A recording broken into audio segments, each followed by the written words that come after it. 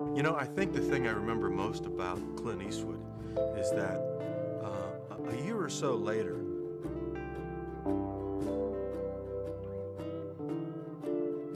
We had the surgery. He walked in the recovery room and I looked at his face. He was the action hero with a heart. She was the Sound of Music star who saved a drowning child on camera. Together, Robert Urich and Heather Menzies were Hollywood's most underrated love story. But no one talks about how it ended, the cancer that ripped their world apart. The back-to-back tragedies. The death that happened exactly 15 years later. At the same time, down to the minute. These weren't just coincidences. What really happened to Robert and Heather is almost too cruel to believe. They said Robert Urich had the most TV shows of any leading man in history. 15 different series. That alone would make him a legend. But his story wasn't just about quantity. It was about how he kept surprising people, shifting from action star to dramatic lead. Then to a Broadway singer and even to a respected documentary host. Most actors get boxed in. Robert broke every mold. He started as a football player from Ohio. No fancy connections, just talent, charm, and one important friend, Burt Reynolds. Burt believed in him early on and helped him land his first big shot. That shot came with S-Way. In 1975, Robert played Officer Jim Street, a tough but likable cop. The show didn't last long. It was canceled in 1976 for being too violent, but it put his face in millions of homes. Suddenly, he wasn't just a guy with potential. He was a star in the making. Then came Vega. From 1978 to 1981, Robert played Dan Tanner, a cool private detective in Las Vegas. It wasn't just a hit. It was a cultural moment. He drove a red 1957 Ford Thunderbird through the neon streets, solving crimes with a smirk and a suit. That car, by the way, replaced a yellow Corvette that burned in the pilot. That red T-Bird became iconic. Just like Robert, the role earned him 2 Golden Globe nominations. More importantly, it made him a symbol. Slick, smart, and smooth-talking. For a while, he was the face of primetime drama. But Urich didn't stop there. Over the next 3 decades, he dominated television in a way few others ever have. 15 leading roles, every genre. He did comedy and soap, where he played a clueless tennis pro.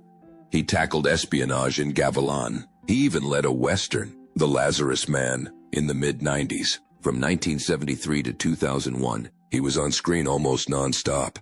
And he wasn't just coasting. He kept taking risks, switching gears, trying new things. He wasn't content being a one-note star.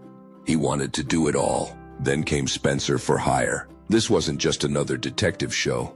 It ran from 1985 to 1988 and brought in an estimated $50 million to the state of Massachusetts. That's how much it cost to shoot on location in Boston, which gave the show its gritty, authentic feel. The winters were brutal. The budgets were tight, but Robert made it work. His chemistry with co-star Avery Brooks, who played the tough and mysterious Hawk, was electric. The show wasn't about car chases and gunfights. It was about character, about justice, about doing the right thing, even when it hurt, and fans loved it. He later returned as Spencer in 4 made-for-TV movies, proving the character, and Robert had staying power. But just when people thought they had him figured out, he did something no one expected. He became the face of National Geographic Explorer. From 1988 to 1995, he hosted the show as it bounced between TBS, CNBC, and MSNBC. His voice became the sound of wonder, explaining deep-sea mysteries and ancient civilizations. He wasn't just reading a script, he meant it. That's why he won a Cable Ace Award in 1993 and an Emmy in 1992 for narrating U-boats' terror on our shores. He also hosted On Assignment and won another Cable AC for that.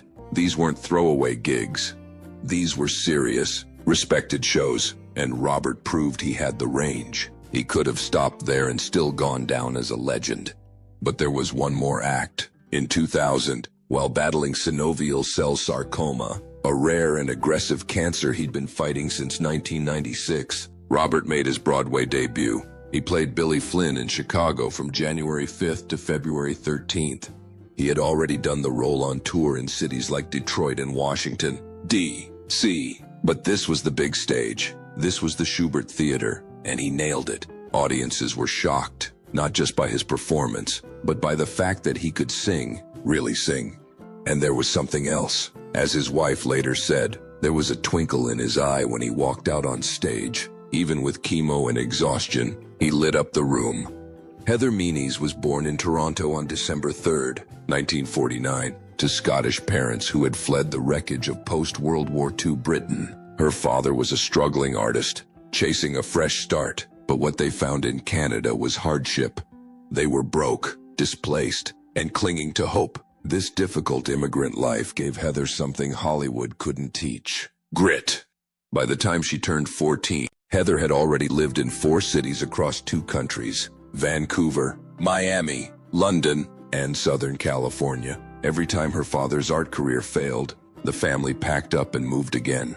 Heather had to learn new accents, new school systems, and how to make friends quickly. It was exhausting, but all that instability made her adaptable. She was already used to reinventing herself, something that would come in handy later. Then, at just 14 years old, without any acting experience, Heather walked into a casting call that would change her life. Hundreds of girls auditioned for The Sound of Music. Most had resumes, agents, and years of training. Heather had nothing but one forgotten TV episode on her record, but she had something else. She was real. Her natural charm stood out, and just like that, she was cast as Louisa Von Trapp. The shoot wasn't just glamorous singing in the Alps. One terrifying moment nearly turned the film into tragedy. During the rowboat scene, the boat capsized. Heather's 5-year-old co-star, Kim Careth, who played Little Gretel, couldn't swim. She went under twice. Cameras were rolling. Julie Andrews fell the wrong way. Crew members froze, but Heather didn't. She swam straight to Kim, pulled her up, and saved her life. Kim swallowed so much water, she got sick, and later developed a lifelong fear of swimming. But the scene stayed in the movie, and what you see on screen is real. Heather rescuing her castmate. When The Sound of Music hit cinemas on March 2nd, 1965, it exploded. It won 5 Oscars and became the highest-grossing film of all time by 1966.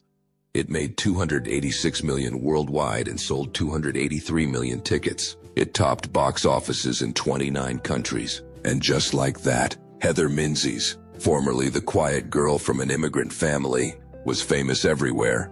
She was only 15, but Heather didn't want to be frozen in time as sweet little Louisa. So in 1973, she did something drastic. She posed nude for Playboy in a spread titled Tender Trap. The name was a cheeky nod to her Sound of Music past, but the message was clear. She wasn't a child anymore. It shocked the public. Just 8 years earlier, she had been the innocent teenager in a family film. Now she was taking control of her image, even if it meant upsetting fans who still saw her as Louisa. That same year, she starred in one of the strangest horror films of the decade. She played Christina, the daughter of a mad scientist turning people into snakes. It was weird, low budget, and full of real snakes, but Heather didn't flinch. Critics called her sweet and appealing, even in such a bizarre role. She was trying to break out, not fade away. In 1970, she landed a major TV role in Logan's Run, playing Jessica Six in a sci-fi world where people were hunted down at 30. The show was short-lived, just 14 episodes, but Heather's revealing costume and rebellious character made her a standout. At one point, CBS execs panicked, saying she looked too risque for a children's show. Her outfit had to be redesigned with tights and pink briefs, but Heather stayed firm. This was who she was now. In 1978, she made her most successful career move yet, starring in Piranha, a cult horror hit produced by B-movie legend Roger Corman. The budget was just over $700,000, but the film made $16 million. Even Steven Spielberg gave it praise, and a lawsuit from Universal was quietly dropped. Heather played Maggie McCune, a gutsy skip tracer who drove the action. She held her own alongside a cast of horror regulars, and her performance helped make Piranha a classic. Robert Urich and Heather Menzies met while pretending to be married in a canned hash commercial. Sounds silly, right? But that moment on set in 1974 changed both their lives forever. Heather Menzies was 25, freshly divorced, and trying to move past a young marriage that didn't work out. Robert Urich was 28, fit, charming, and just catching fire in Hollywood. They were filming a simple Libby's commercial, playing a married couple, and something just clicked. It wasn't just acting. The connection felt real. So real that even when the cameras stopped rolling, the feeling didn't. That one day, pretending to be in love quickly turned into something much deeper. It wasn't just a job. It was the start of a love story that would last for 27 years. Robert wasn't some struggling actor either. He was right on the edge of stardom. Just a year later, in 1970, SW8 hit television screens across America and turned him into a household name. He played Officer Jim Street, the tough guy with heart, and fans loved him. But it didn't happen by accident. Robert had worked hard to transform his image, bulking up from 180 to 220 pounds of solid muscle just to fit the action hero mold. He had the look, the charisma, and the right friends. One of them, Burt Reynolds, even helped get him his big break. Reynolds convinced producer Aaron Spelling to give Robert a shot. One audition later, Spelling was sold. Just like that, Robert Urich was on his way. Heather, meanwhile, was going through her own turning point. She'd been famous once, really famous. At just 15 years old, she played Louisa Von Traub in The Sound of Music, one of the most iconic films of all time. But child stardom doesn't last forever. By the time she met Robert, she was trying to make the tough leap from child star to serious actress. She was also healing from a 4-year marriage that began when she was only 20. And Robert, he'd also been married once before to a college sweetheart named Barbara Rucker. That marriage ended quietly, but it left him cautious. That's why it was so surprising, maybe even reckless, when just over a year after meeting Heather, he married her. They tied the knot on November 21st, 1975. Fast? Absolutely. But everyone who knew them said the same thing. It felt right. Robert told his friends he knew Heather was the one just weeks after meeting her. And it wasn't Hollywood talk. It was real. Their romance burned fast, but it wasn't a fling. It was the kind of connection that doesn't come along often, especially in show business. Together, they became something rare. A genuine Hollywood power couple with no need for drama. Heather had her film legacy. Robert was becoming TV royalty. By 1978, he landed the lead role in Vega, a stylish crime drama that ran for 3 years and earned him 2 Golden Globe nominations. That's when they really became household names, not just separately, but together. Photographers loved them. Magazine covers followed. But it wasn't just because they looked good together. It was the way they looked at each other. They weren't selling a brand. They were just in love. And Robert wasn't shy about showing it. From the beginning, he went out of his way to bring Heather into his world. She appeared in 3 episodes of Vega. Later, he got her a part in Spencer for Hire. But it wasn't just about giving her roles. It was about sharing his life. His success was their success. And when Heather decided to slow down her acting career to focus on family, Robert backed her completely. That kind of support was almost unheard of in an industry where ego usually wins. In 1970, just after getting married, Heather found out she was pregnant. She and Robert weren't even trying, and the news filled them with joy.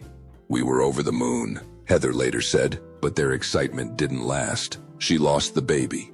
The heartbreak was overwhelming. And it didn't stop there. Heather miscarried again, and then again. 3 pregnancies, 3 losses, one after the other. Each one tore at them a little more. What began as hope quickly turned into a pattern of grief. Friends began to worry the couple might not survive the emotional toll. And all of this was happening at the same time both of their careers were taking off. They were living under the lights of Hollywood. But behind the scenes, their world was falling apart. After the 3rd miscarriage, something had to change. Robert and Heather made a difficult decision.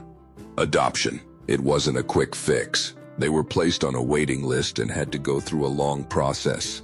But eventually, they welcomed their first child, Ryan, in 1978. Then came Emily in 1980, and much later, Allison in 1998. A 20-year span. That wasn't by accident. They wanted to give each child the full attention they deserved. Ryan became a doctor focused on infectious diseases. He once said, "I went into medicine because I couldn't help my dad medically, but maybe I can help someone else." Emily became a nurse and now works in an ER in Ontario. Each of their children found a path in healing, maybe because they'd watched their father fight so hard to stay alive. Heather made her own kind of sacrifice. She had been a rising star. Louisa in The Sound of Music. Jessica 6 in Logan's Run. She was busy, well-known, and booked. But when they adopted, she stepped back. Hollywood didn't expect women to walk away like that, but she did. After 1979, she only appeared in a few roles. A couple of episodes in Vega, a guest spot on TJ, Hooker, a film called Endangered Species, and then, mostly nothing. She gave it up to a stable home. Robert, too, broke the mold. He wasn't the kind of father who let nannies raise his kids while he stayed on set, even though he was one of the busiest actors on TV. With 15 shows over a 30-year career, he made sure to be there. On Spencer or Hire, he had a clause in his contract that let him fly cross-country whenever Emily had medical appointments. That was rare, almost unheard of in the 1980s. His parenting wasn't just about showing up, it was about connecting. When Ryan misbehaved, Robert didn't yell. He sat down on the floor with him, eye to eye, and asked what was going on. He wanted to understand, not punish. And even in his last days, when the cancer had drained nearly all his strength, Robert still got on the floor to play with his youngest, Allison, just 2 days before he died. But everything changed in August 1996. Robert went in for a regular checkup, but the doctors found something. It was synovial sarcoma, a rare and aggressive cancer that affects soft tissue around the joints. It's most common in people under 30. Robert was 49. The cancer was in his groin. The treatment would be brutal: chemo, radiation, and multiple surgeries. And the timing couldn't have been worse. He had just launched a new series, The Lazarus Man, and was in the best shape of his life. The diagnosis hit Hollywood hard. The show was doing well, and a second season was already in the works. But within weeks of the news, Castle Rock Entertainment pulled the plug. The decision blindsided everyone. Only 20 of the 22 episodes had aired. 2 finished episodes were left on the shelf. TNT had already agreed to renew the show, which made the cancellation even more shocking. In July 1996, doctors started him on chemotherapy and radiation that dragged on for 6 brutal months. He showed up to the hospital every morning at 5:45, where they pumped his chest full of potassium, bicarbonate, and anti-nausea drugs before the real punishment began. Chemotherapy lasted 4 hours a day for 9-day cycles. After the 6th day, Robert said it felt like pool chemicals were burning through his veins. He tried to distract himself, but there was no escaping the nausea and pain. The radiation was even more intense. They used lead templates to aim tens of millions of rads, thousands of times stronger than a normal X-ray, at the cancer in his groin, trying not to destroy everything else. By February 1997, he had lost all his hair. He could barely breathe, and the sickness never left him. He wasn't just fighting cancer, he was fighting to survive the cure. Then something miraculous happened. In October 1997, surgeons went in to remove whatever was left of the tumor. But when they opened him up, there was nothing. No tumor, no cancer, not even dead tissue. It was as if the disease had never been there. Robert was stunned. He said, "I started to wonder if I ever had it." Doctors gave him a 5% chance of relapse. For the first time in years, there was real hope. By 1998, Robert was declared cancer-free. He became the national spokesperson for the American Cancer Society. He told the world, "It's part of my deal I made with God to spread the word that it is survivable." He started working again. He joined the cast of Love Boat, The Next Wave, and 2 years later, he fulfilled a dream, performing on Broadway as Billy Flynn in Chicago.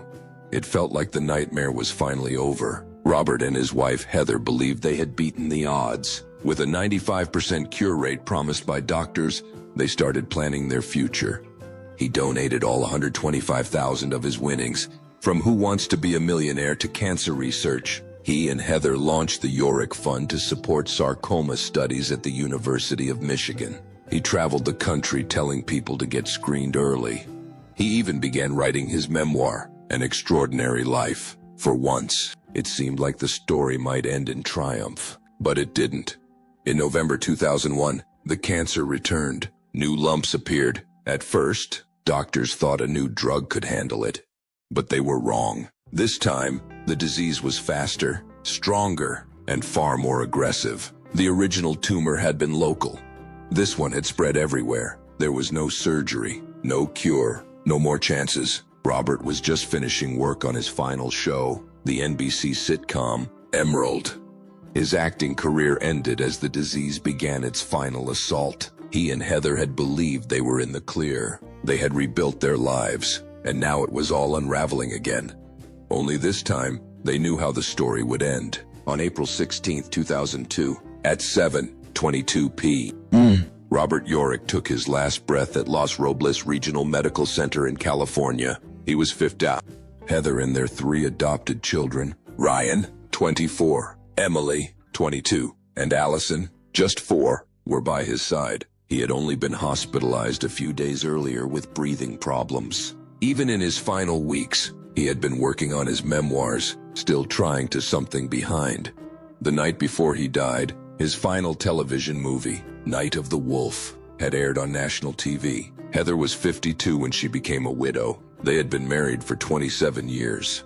She had stood by him through every surgery, every round of chemo, every moment of fear. They had lost children to miscarriage. They had built a family through adoption, and now she had to face the world alone.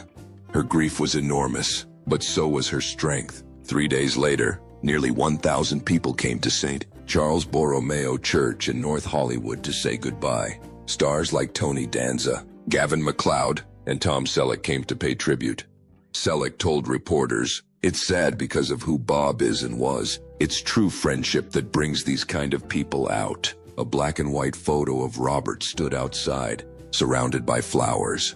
The man who had once held the world record for starring in 15 television series was gone, but no one was forgetting him. Heather didn't stop. Even before Robert's death, they had started a fund together. But now, she turned it into something bigger. She founded the Robert Urich Foundation. She wanted a more hands-on approach, more events, more awareness, more money for research. "Spearheading the foundation gives me energy," she said. "It's much like every priceless day I spent with Robert." She raised their children.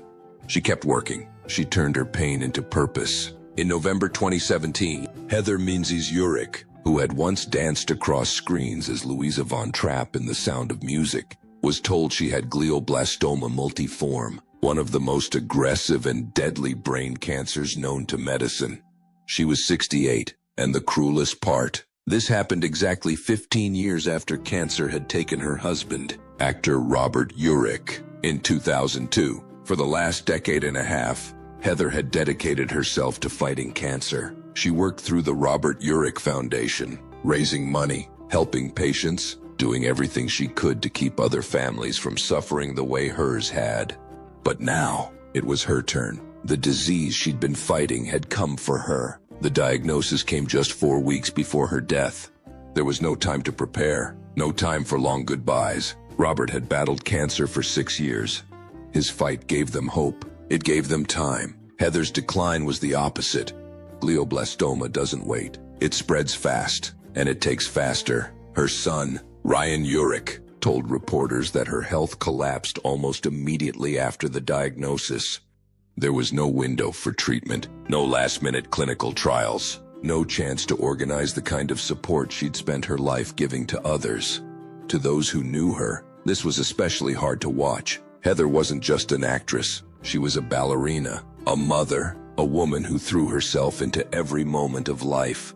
But in just a matter of days, her voice softened, her energy faded, and she slipped away. Friends in Hollywood, some of whom had known her for decades, barely had a chance to say goodbye. She died on Christmas Eve, December 24, 2017, at exactly 7:22 p.m. She was at the family home in Frankfurt, Ontario, surrounded by her 3 children.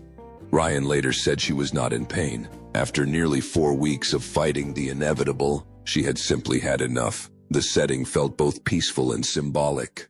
Christmas Eve is a time for family, for warmth, for holding on to hope. But in their case, it became the moment they lost her forever. It was a haunting echo of Robert's passing. He had died on April 16, 2002. Heather passed away exactly 15 years and 8 months later. The symmetry in their losses didn't go unnoticed, and there was more pain waiting. Just over a year earlier, in September 2016, the Sound of Music family had lost another member, Charmian Carr, who played Liesel. Now, another Von Trapp sister was gone. Fans of the film were heartbroken. The little girl who had once sung So Long Farewell had taken her final bow. Ryan's statement was raw and deeply personal. He didn't just announce her passing. He shared exactly what happened, right down to the time. He said his mother was not in any pain, but after living life with so much energy and passion, she knew when it was time to let go. She made that choice. She took her last breath, not in fear or struggle, but with dignity. Ryan also made sure people remembered who she truly was. Not just Louisa Von Trapp. She had been a dancer, an actress, a fighter, someone who chose to spend her years helping others. And even in the end, she never lost that grace.